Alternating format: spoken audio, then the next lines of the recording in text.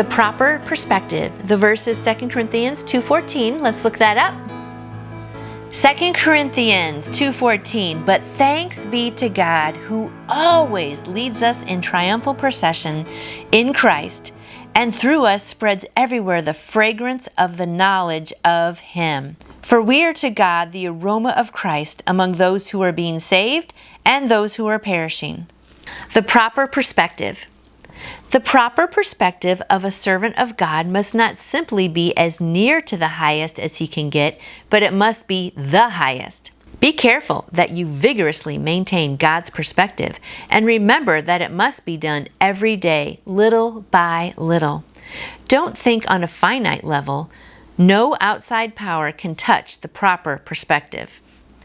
The proper perspective to maintain is that we are here for only one purpose: to be captives marching in the procession of Christ's triumphs. We are not on display in God's showcase.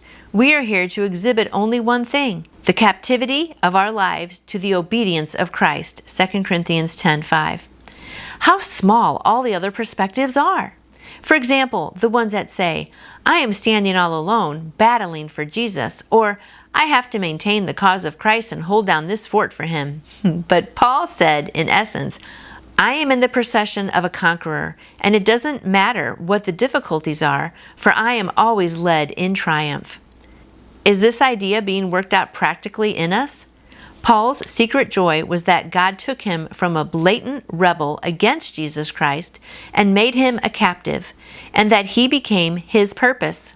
It was Paul's joy to be a captive of the Lord, and he had no other interest in heaven or on earth. It is a shameful thing for a Christian to talk about getting the victory.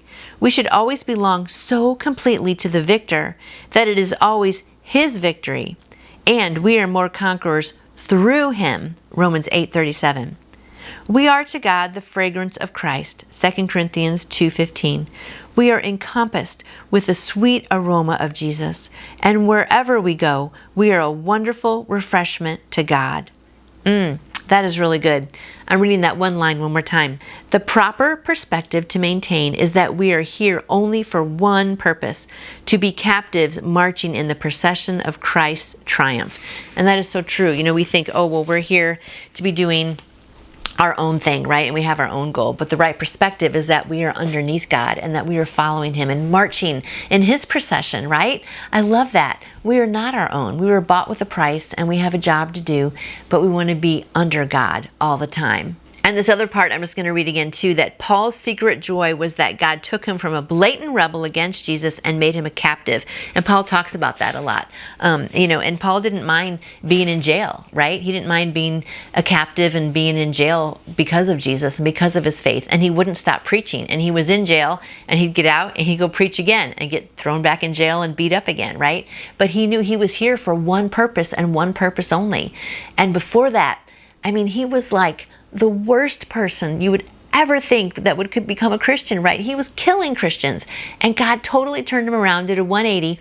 Now he's going this way, and he is so gung-ho going that way now towards God that he just has one purpose. He's like, I'm here to glorify God and to talk about Jesus, and that's all he did was talk about Jesus, even if it threw him in jail.